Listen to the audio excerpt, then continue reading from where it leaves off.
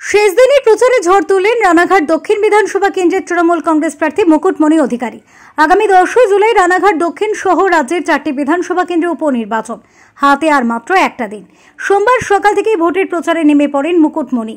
রানাঘাট দক্ষিণ বিধানসভা কেন্দ্রের নপাড়া মাসুন্ডা এলাকা থেকে জনসংযোগ শুরু করেন জোড়াফুল প্রার্থী। তার সঙ্গে এদিন প্রচারে পা মিলিয়েছিলেন প্রচুর কর্মী সমর্থক।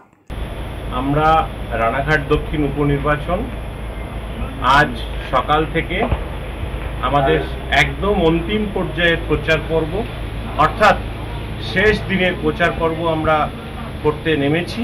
আমরা সকাল সকাল রানাঘাট 1 নম্বর ব্লকের তিলডাঙ্গা বাজার দিয়ে শুরু করে নপাড়া বাজার দিয়ে শুরু করে আমরা বিদ্যানন্দপুর বাজার থেকে শুরু করে আমরা ভিডিও হল পর্যন্ত মানুষের দ্বারে দ্বারে প্রত্যেক দোকানে ক্রেতা বিক্রেতা পথ চলতি মানুষ সাধারণ মানুষের সঙ্গে যোগাযোগ করেছি, তাদের আশীর্বাদ ভালোবাসা প্রার্থনা করেছি।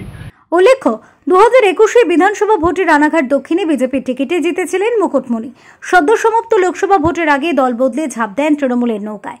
তবে টিকিট পেয়েও হেরে যান বিজেপির জগন্নাথ সরকারের কাছে। এবার ফের একবার বিধানসভা নির্বাচনে লড়ছেন মুকুটমণি। নদিয়া থেকে নিলয় ভট্টাচার্যের রিপোর্ট, ওঙ্কার বাংলা।